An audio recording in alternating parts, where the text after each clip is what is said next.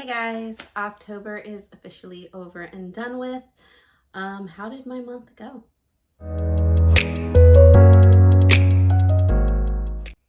Hey guys, if you are new here, welcome to the Book Path. I'm Nicole, and if this isn't your first rodeo, thanks for sticking around. Just like it says, October is over and done with. It was kind of a slumpy reading month. We had a lot going on. Kids got sick again. There was stomach flus going around. One of my kids had an allergic reaction to something at his school, so we were trying to figure that out. And then on top of that, we got sick again. So it was just, all about a very interesting month. But everybody's doing well. Everybody's on the mend or, doing fine. Kids are back in school doing fine. Did their trick-or-treating last night. Had a blast. It is now crazy cold over here. It took about a 30-degree drop. It feels like overnight, but it's really over we had 2 days that were almost in the 80s, and then it just right down. And so it woke up and it was very cold. We had to bring out some heavier coats and turn up the heat a little bit, but I'll still take it because I know that in other places it's just even colder and other stuff's going on. So I'll take it. We'll just bundle up and stay warm. But because it was such a kind of slumpy month, I didn't really do any catch-ups. So I figured I'd go over what I kind of read and my thoughts on them. So I completed one of my Magical Readathon Year in Orilium challenges for the month. The other one has transferred over into my November and December TBR. I will leave a link down below if you want to check that out. Be prepared. It is a lot of thick and chunky books for the next 2 months for me. But I did get one of them done. I did not do the book club unlimited pick, which was Larry. I'm not particularly bummed that I didn't get to read this, to be honest, because it isn't up my usual genre or up my alley on what I normally read. So I knew that if I didn't get to it, then I was going to be okay. So I didn't get to that. And then I didn't get to, I think it was my last roll. So we'll go ahead and get into what I did read. And so first up, I was finishing up one of my picks for, I think it was September's part of the Year in Orilium. And that was to read a dark academia book for the sign up for, let me see. And that was for signing up for the advanced inscription class. And that was to, once again, read a dark academia book. And for that, I had chosen 7.5 Deaths of Evelyn Hardcastle. This was kind of a time warp murder mystery stuck in limbo type of story. I got about, I want to say, a little over 200 pages in, and I just wasn't jiving with it. I wasn't really caring about the characters. I felt a little out of place because of the time warp thing that they were doing. Basically, you had a detective who was at this estate party. It seems like it's in the 1920s, 1930s, and Evelyn Hardcastle dies, and he is trying to figure out what happens. But as he's trying to do that, every day he's in a new body, and then you find out that he'll do this for 7 days to see if he can figure it out, and otherwise everything resets or something happens. And he finds out that he's not the only player in the game, and everybody's kind of got a backstory. But then what gets interesting is he starts meeting himself in the other bodies from 1 day ago or 3 days in front of him. And so it just got really kind of confusing with that element. I could admire the thought process behind it, but it just didn't get to me that well. I ended up DNFing this after about 200 pages. I did go on and read kind of the Spark Notes or whatever on what happens in this, all the other reviews. And when I found out what kind of happened, I just found that to be very underwhelming. So I was glad that I was DNFing it because it was just a lot. But it was, I think this is one that, if I'm not mistaken, this may or may not be coming to theater soon. I don't know. I think this is one of the ones that would probably be better scripted for like a movie or a television series, because then you could actually see the time frames play out and the different characters. So I think it's one that would probably be better suited for the screen versus the book in my hands.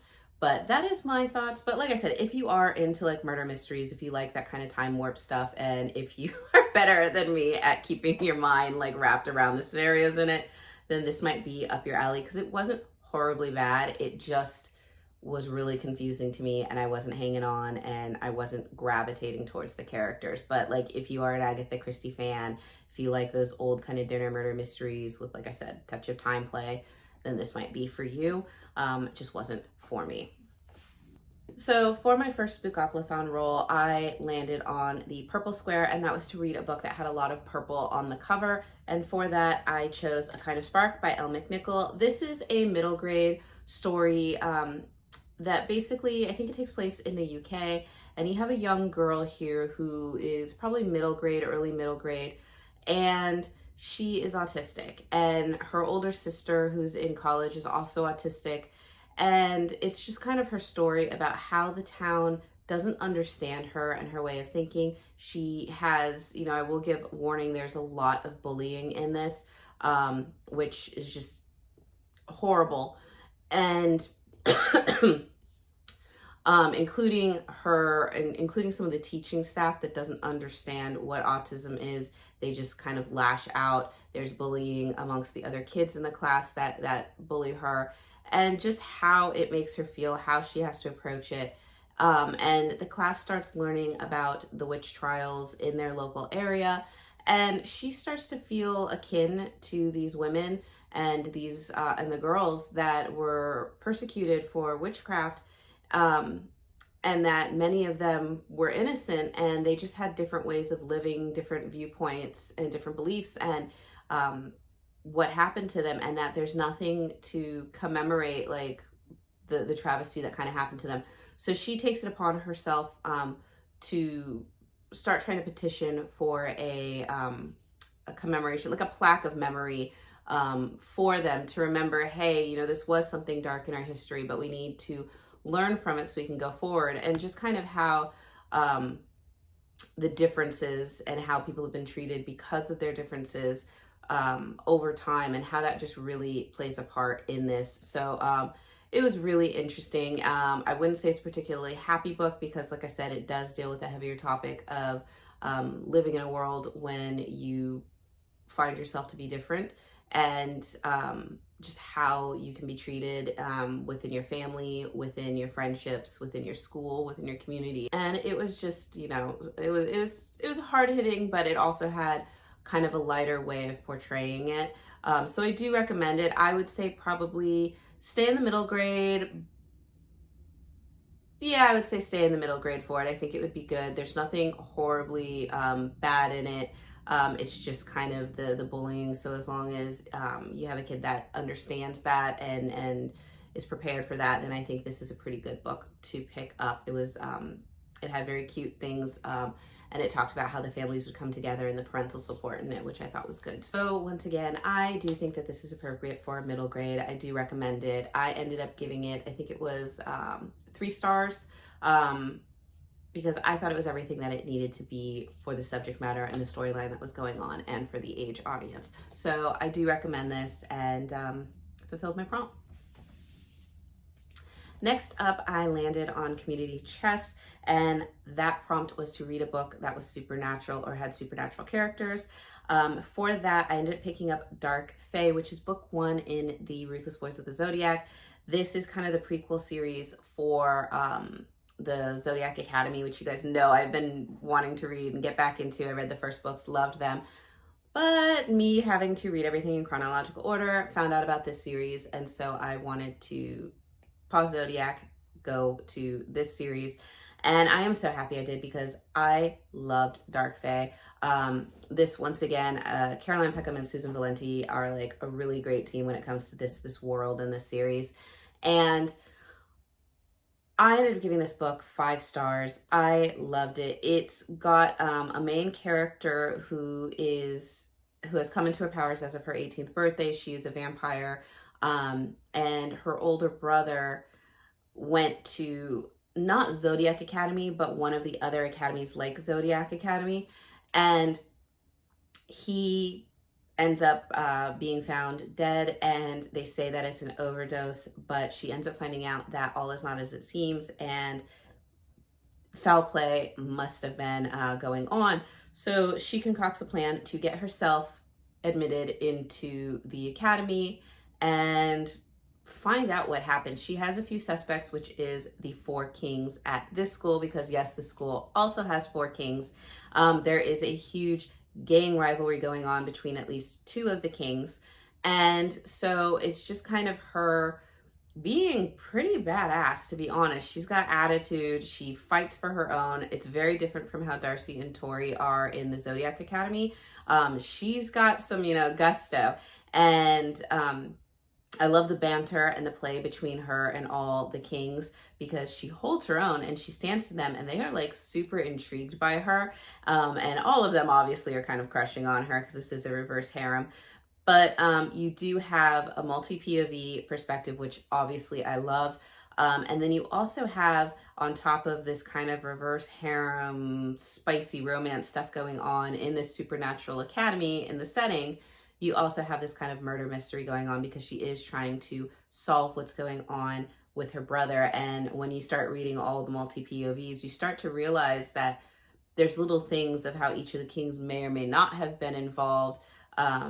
And just kind of, there might be more at play, as well as in the world outside with the gang violence. And there's also possible mentions of kind of an underground cultish society. So it gets all brought together in that. But like I said, I rated it 5 stars, loved it. Can't wait to get back to it, which I plan on doing in November and December. So super excited for that. But 5 stars, finished that one out and went to my next move. So for my next book, I landed on the Candy Apple Square, and that was to read something sticky, which was like something that you felt you weren't going to be able to put down. And because, I love my JLA book so much, I ended up getting Fall of Ruin and Wrath by JLA. This is the new book in a new series that came out last month or late September, I can't remember, but got this one. And it was good. It wasn't as good as the Blood and Ash series. I ended up giving this one 4 stars. It did start to pick up towards the end, because in the beginning I was just going to give it 3, because it was just like, it was there, but I wanted a little bit more, and I still do. But basically you have this girl, Callista, and she is kind of an orphan, and she has the ability to touch somebody and feel their emotions, understand their thoughts, like, and see sometimes the future of what's going to happen. She's somewhat psychic, basically. And she has to keep it secret, because in this world you have humans, and then you have these, like the other worlds, like almost vampiric kind of godlike beings. And while some, don't necessarily feed on blood, they feed on like pleasure. So you can obviously see where that's going in this. And how Callista keeps coming across this, like, she calls it her Dark Lord, or her Lord. And he is one of the higher kind of like, I'm just gonna call them like vampiric beings, because they do kind of siphon something from you. And she comes across him, and multiple times, from when she was a child to multiple times as an adult, and she always recognizes him. He's not recognizing her as much. He has no idea about her powers. She has now grown and gotten out of the orphanage that she was in. She's lived on the streets, and then she's taken a job as a courtesan, kind of,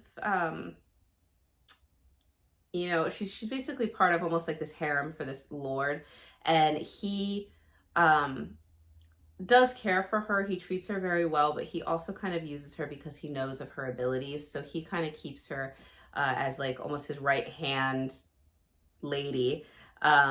because he values her judgment calls and if she can reach out and see things, because why not have that asset on your team? So there's a lot going on. There's rebel powers at play here, and they're wanting to take over, put somebody else on the throne. They don't think the king's doing a good job. Humans want to, have a little bit more power than be treated as like the not so good crowd. And you have her kind of filtering in with this and how she plays with it, as well as how this lord kind of plays. So they're all like set into this backdrop of this war that's about to take place, and that was basically it. Like, a lot of the book felt more about the getting to know you kind of part with Callista and the Lord. There were, I don't want to say spicy scenes. Like, there was like maybe one actual scene where everything happened, but it was more about the tension of the so yes, there was some spice to it, not as much as some of the other books that she's had, but yes, there were some scenes, not as many as you would think, but it was, like I said, it was starting out slow, starting out good, and then towards the end when the action started to pick up and you started getting more of where the story could go, you were like, oh, okay, I'm maybe I like this a little bit more. So that's why I ended up giving it 4 stars. I will continue the series, obviously, to see where it goes. And I do recommend it if you are a fan of the JLA universe and the worlds that she kind of creates. It does have similar feelings, but it is kind of its own new story with its own intrigues and kind of hierarchies and things. So 4 stars, and finished my 3rd prompt. Next up, I landed on the Hannibal Square, and that was to read a book with the body part in the name. And if you remember from my TBR, I kind of twisted this a little bit because it is a body part. It was just more of a body part of an animal and not necessarily a human. And that was to read Talon of God by Wesley Snipes and Ray Norman. A talon being, the claw. So this one also was fulfilling my October prompt for my male character in the Magical Readathon year in Orilium, which was to read a book with either just numbered chapters or chapters that have titles. And every chapter in this one had, names for the chapters. So this one fit. Obviously, I picked this up because it was written by Wesley Snipes, and if it's written by Blade, yes, I'm going to pick that up. This is, for lack of a better term, it's like a Christian fiction, sci-fi, end of the world, dystopian kind of thing. Once again, this is a book that I ended up giving it 3 stars. It was what it was. Think it would probably be better as a movie, and it does make sense when you have Wesley Snipes and Ray Norman, who I believe has helped out on some scripts before, that it makes sense that it does kind of read like a movie. But that is also kind of a good thing because you are seeing it unfold like in your mind. It's very easy to picture it, all the events happening as the story goes on. And you basically have Chicago, and they present Chicago as that kind of like dark underbelly, like very comic bookish, like Gotham City, Hell's Kitchen of Daredevil. Like, it had a lot of that feel to it. And you have a young girl, a doctor, and her father's a pastor, her brother, they're just kind of like a falling apart kind of family. And she does her own thing, and she comes across a homeless person that she helps at the city hospital where she works, and he just not doing too good. You find out that there is something going out into the world, not necessarily an illegal substance, but it's something that when combined with illegal substances makes them more deadly and makes them susceptible to, for lack of a better term, demonic possession. And as she's trying to help this individual and she has no idea what's going on, there is this big, huge, handsome guy that shows up, big old sword strapped to him, and he's reading parts of the Bible or reciting parts of the Bible, and taking holy water and everything, and they basically end up saving the guy. But the man with the sword, who we come to know as Talon, um, takes an interest in the doctor. He sees that she is more than meets the eye, and he feels that it is his duty to protect her for whatever is coming. And you end up finding out that there's kind of this kingpin almost like character that is a billionaire, and he's kind of running the operations of this drug that's going out into the world, or actually into Chicago, and he knows what it's going to do. And basically, it kind of creates this almost apocalyptic scenario in the streets of Chicago. And you have them trying to figure out who's who's the mastermind of it all, and how can they stop it. So you have a lot of angels versus demons. You have a lot of spiritual discussions in this, and kind of like the healings of families, healings of friendships, and kind of coming into your own beliefs. So it was very, I would say, like I said, it was a 3-star. It was well written for what it was. Definitely, when you look at the reviews, I completely agree with this was like watching a Wesley Snipes Blade type movie. It had all of those kind of feels to it, the darker parts of the city, the way it was portrayed. You had the young doctor, you had the detective, you had the angels and the demons, you had the big bad guys with you had the Talon with his huge sword, and then you had like almost like a mirror image of him on the other side was this like bad guy that also had a big sword. And sadly, there weren't that many like sword fights. Even though they had these huge swords, there were not that many sword fights, which could be kind of disappointing. But like I said, it was what it was. It would be interesting to see if they ever make this into a movie, because I think it would present well, and it just made sense as a movie.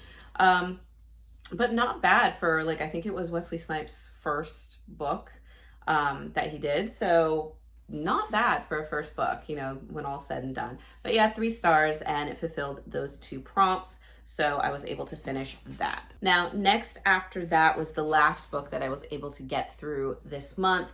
And that was when we landed on Community Shelf once again, and we ended up getting the prompt for Smut or Spice, sorry, water got on that.